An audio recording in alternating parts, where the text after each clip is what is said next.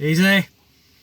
Okay, raise your hand in the air if you watched the ITV documentary on Thursday, the 18th of February, about electric cars.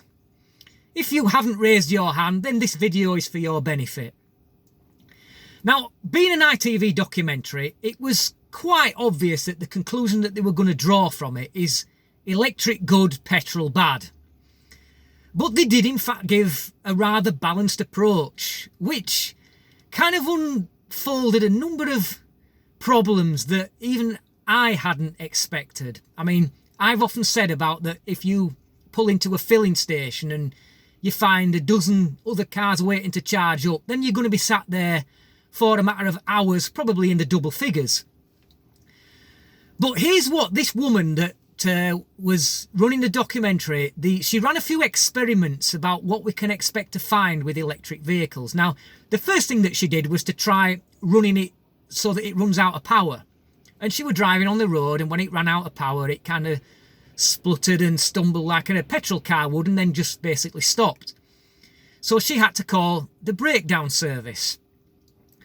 And when the breakdown service arrived, they will tow your car to a charging point, a public charging point. Now, when they tow a car, the more common way that they tow a car is by raising two wheels onto the tow truck and letting the other two wheels ride on the road. But they couldn't do that because the handbrake was an electric handbrake, and because there was no power to the car, they couldn't even release the handbrake. So they had to jack the car onto like a trailer and tow it on a trailer. So that took a hell of a lot longer to do. And that's just if you run out of power. Now, the second thing that she did is that she tried contacting a random 10 service garages that would normally do car servicing. 9 out of the 10 wouldn't even entertain her. The one that would said that they would do servicing on non-engine issues, things like brakes and the like. So that didn't exactly go too well then, did it? So what we're seeing so far is that you can't tow them and you can't even get them serviced. And then she tried the other thing about charging up at various points, and she was on a motorway and she pulled into a service station because the power was running down and she wanted to charge up. There were 3 charging points, 2 of which were out of order. One of them was waiting for parts.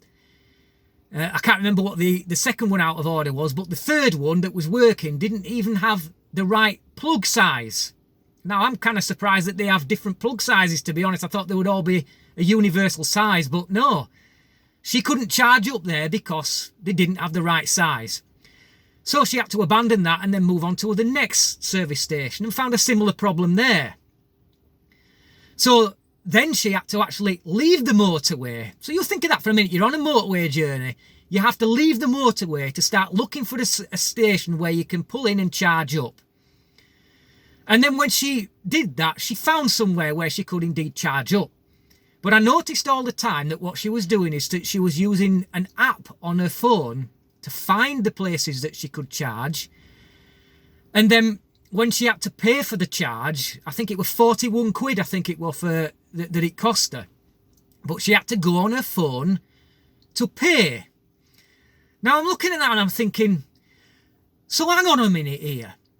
You've got to have an app on your phone which will probably have an account associated with it, which means that somebody, probably in Silicon Valley, has got access to your personal details. And you have to have this account in order to charge your car. So if your name happens to be Stephen Yaxley-Lennon, or you may have perhaps expressed support for the almighty Trumpster, then what's to stop somebody, whoever runs these accounts, from just banning your account because you don't have the right political views, and then when you come to need to charge your car, oh, sorry sir, no charging up for you today. So you're stranded there without being able to charge your car because somebody in Silicon Valley decides that you've got the wrong political views. Now, we can see that that's where it's all heading, can't we? So the conclusion here is that electric cars, it's not about the environment, because also on the documentary that they went through a part about the raw materials for the batteries, lithium, how that lithium needs to be mined. And they didn't mention this, but we know that a lot of the lithium mines run child labour. They didn't mention anything about that, unsurprisingly. But lithium, if it's got to be mined, it's a fossil fuel.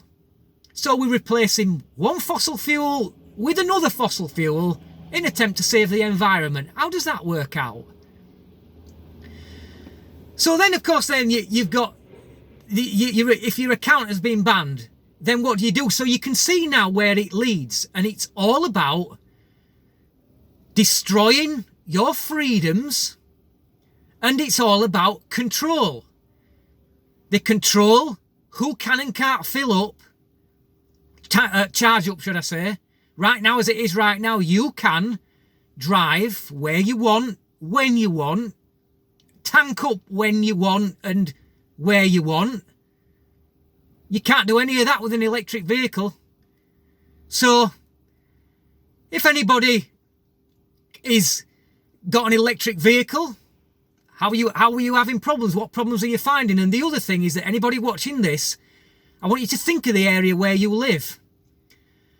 How much work have you seen being undertaken to install the infrastructure required for the mass rollout of electric vehicles? Just out of curiosity, let me know if you've spotted any work being done, because I can tell you right now, around my area, I haven't done, and it certainly won't be getting done. And even one of the breakdown services were asked, do you think that the infrastructure will be in place by 2030? The response was, absolutely not. So, way to go with this one. No more petrol and diesel cars after 2030, and this is where we're going to be. Thanks for watching. Till next time. Easy.